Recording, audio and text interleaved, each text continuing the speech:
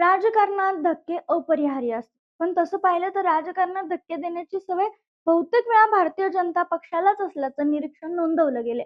पण नुकताच काही तासांपूर्वी एक राजकीय धक्का दिलाय तो शिवसेनेने आणि एकनाथ शिंदेंनी. अनेकांची नावं चर्चेत असताना शिंदे गटाच्या रणरागिणी म्हणून ओळखल्या जाणाऱ्या ज्योती वाघमारे यांना एकनाथ शिंदेंनी राज्यसभेची उमेदवारी दिली आहे. पक्षाच्या मुख्य प्रवक्ता असलेल्या व्यक्तीला थेट राज्यसभेची उमेदवारी देण्यात आल्यामुळं पक्षातील काही ज्येष्ठ नेत्यांची नाराजी वाढल्याच्या चर्चा सुरू झाल्यात. पण अचानक ज्योती वाघमारे यांनाच राज्यसभेची उमेदवारी का देण्यात आली असावी? इतक्या जणांची नावं चर्चेत असताना हा निर्णय का घेतला गेला? एकनाथ शिंदे याबद्दल काय म्हणतात? आणि ज्यांची नावं चर्चेत होती ते आता जे नाराज झालेत त्यांचं एकनाथ शिंदे नेमकं काय करणार? कोण आहेत ज्योती वाघमारे आणि त्यांच्या उमेदवारी मागचं राजकारण काय? चला सविस्तर बोलूयात. नमस्कार, मी संजना कट मध्ये आपले स्वागत. 16 मार्चला राज्यसभेच्या निवडणुका होत आहेत. शिवसेनेचा उमेदवार कोण असेल याकडे सगळ्यांचं लक्ष लागलं होतं. चर्चा सुरू झाली होती.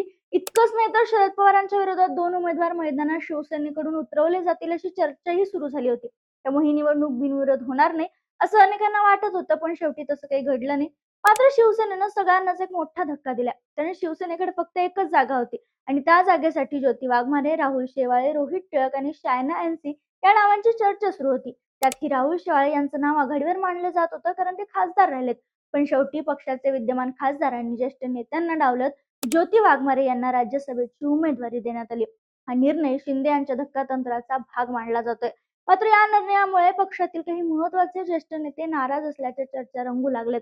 शिंदेने ज्यांना तिकीट दिलं तर ज्योती वाघमारे नेमक्या कोण आहेत? त्यांच्या राजकीय प्रवासाबद्दल आपण जाणून घेऊयात. शिवसेनेच्या दसरा मेळाव्यात एक तोफ कडाडली. ठाकरेंवर, सुषमा अंधारेंवर आक्रमकपणे टीका करणारी एक व्यक्ती होती, ती म्हणजे ज्योती वाघमारे. बऱ्याचदा राजकीय वर्तुळात ज्योती वाघमारे यांना प्रति सुषमा अंधारे असंही म्हणलं जातं. कारण सुषमा अंधारे यांना शह देण्यासाठी शिंदे गटाच्या ज्योती वाघमारे यांना नेहमीच मैदानात उतरवलं गेलं. मैदानात त्या उतरत असतात असं म्हणलं गेलं. त्यांचे वडील नागनाथ वाघमारे हे दलित पांतर चळवळीतील कार्यरत होते. समाजासाठी त्यांनी काम केलं. त्यांनी वेटर म्हणूनही काम केलंय असं त्या एका मुलाखतीत सांगत होत्या. पण त्यांनी समाजासाठी केलेल्या कामामुळे, चळवळीतील केलेल्या सामाजिक कार्यामुळे त्यांना महापालिकेत नगरसेवक म्हणून निवडून दिलं.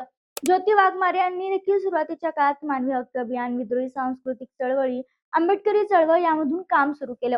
2002 ते 2004 या काळात त्या आमदार प्रणिती शिंदे यांच्या संपर्कात आल्या आणि त्यांच्या जाई जुई प्रतिष्ठान या संस्थेमार्फत काही काळ समाजकार्य केलं. त्यानंतर त्यांनी काही काळ निवेदिका म्हणूनही काम केलंय, प्राध्यापिका म्हणून त्यांनी काम केलेलं आहे. वक्तृत्वामुळे त्या अल्पावधीतच फरड्या वक्त्या म्हणून ओळखल्या जाऊ लागल्या.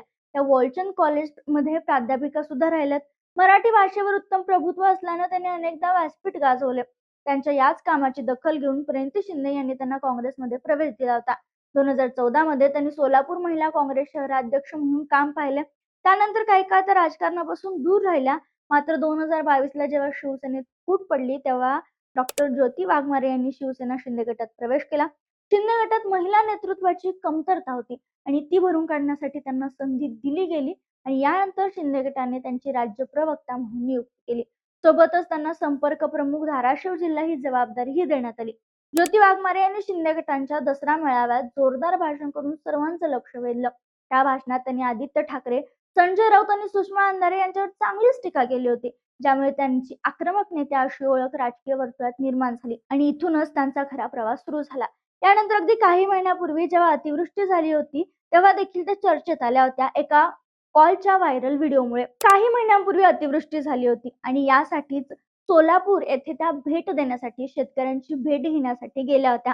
त्यावेळी जिल्हाधिकाऱ्यांशी बोलतानाचा एक व्हिडिओ चांगलाच व्हायरल झाला आणि त्या ट्रोल झाल्या होत्या. झालं असं होतं की गावकऱ्यांनी मदत मिळत नसल्याची तक्रार केली आणि म्हणूनच तिथल्या जिल्हाधिकाऱ्यांना वाघमारे यांनी फोन केला आणि याबाबत विचारणा केली. या संभाषणात जिल्हाधिकाऱ्यांनी राजकारण करू नका असा सल्ला दिला. हा व्हिडिओ सोशल मीडियावर टाकण्यात आल्यानंतर तो चांगलाच व्हायरल झाला. सोशल मीडियावर व्हायरल झाल्यानंतर राजकारण केलं जातं, जिल्हाधिकाऱ्यांनी चांगलंच सुनावलं, अशा पद्धतीनं वाघमारे यांना ट्रोल केलं गेलं. त्यानंतर परत वाघमारे या समोर आल्या. त्यांनी स्पष्टीकरण देताना सांगितलं की मी कोणत्याही बेकायदेशीर कामासाठी किंवा टेंडरसाठी फोन केला नव्हता. पूरग्रस्तांना मदत पोहोचत नाही हे प्रशासनाला सांगणं जर गुन्हा असेल तर गरिबांचा आवाज बनण्यासाठी तो मी 1000 वेळा करेन असं स्पष्टीकरण त्यांनी दिलं होतं. एवढंच नव्हे तर अगदी काही दिवसांपूर्वी गणेश नाईक विरुद्ध एकनाथ शिंदे यांच्यात वाद सुरू होता. तेव्हा देखील भाजपनं परवानगी दिली तर एकनाथ शिंदे यांचं नामोनिशाण मिटवून टाकू, अशी टीका नाईकांनी एकनाथ शिंदे यांच्यावर केली होती. ही टीका झाल्यानंतर देखील वाघमारे चांगल्याच आक्रमक झाल्या होत्या. त्यांनी थेट गणेश नाईकांना अवकातीत राहा असा इशारा देत एकनाथ शिंदेविषयी चुकीचा शब्द निघाला तर इब्रतीचे दिंडवडे काढू अशा कडक शब्दात इशारा दिला होता. थोडक्यात काय, शिंदेवर किंवा शिवसेनेवर आलेल्या आरोपांना वाघमारेंनी नेहमीच आक्रमकपणे उत्तर दिले आणि म्हणूनच त्यांचं बक्षीस, त्यांचा आक्रमकपणा, त्यांची वक्तृत्व शैली एवढंच नाही तर त्यांना 5-5 भाषेचं असलेलं ज्ञान यामुळेच त्यांना राज्यसभेची उमेदवारी देण्यात आल्याची चर्चा सुरू झाली. या उमेदवारीबद्दल, या निर्णयाबद्दल बोलताना उपमुख्यमंत्री एकनाथ शिंदे म्हणालेत, ज्योती वाघमारे या लाडक्या बहिणीला आम्ही शिवसेनेच्या माध्यमातून राज्यसभेची संधी दिली आहे. त्यांनाही याची काहीच कल्पना नव्हती.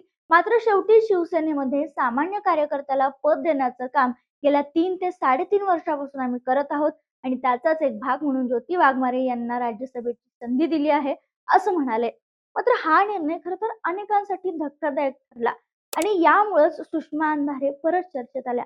कारण ठाकरे गटातून गेले अनेक वर्ष आक्रमकपणे भूमिका मांडणाऱ्या सुषमा अंधारेंना साधं कोणतंही पद देण्यात येत नाही किंवा जबाबदारी नगरसेवक किंवा आमदारकी देण्यात येत नाही. तिथं मात्र त्यांचीच प्रति मूर्ती असणार किंवा इमेज असणाऱ्या ज्योती वाघमारेंना मात्र शिवसेनेनं बढती दिल्यामुळं सुषमा अंधारेंवर ठाकरे गटात अन्याय होतोय का, अशी चर्चा सुरू झाली आहे. मात्र आता ही राज्यसभेची उमेदवारी मिळाल्यानंतर ज्योती वाघमारे शिवसेनेला राज्यसभेत अर्थात देशपातळीवर कसं प्रेझेंट करतात हे पाहणं महत्त्वाचं ठरणार आहे. एकनाथ शिंदेच्या निर्णयाबद्दल तुमचं मत काय आम्हाला कमेंटमध्ये कळवायला विसरू नका.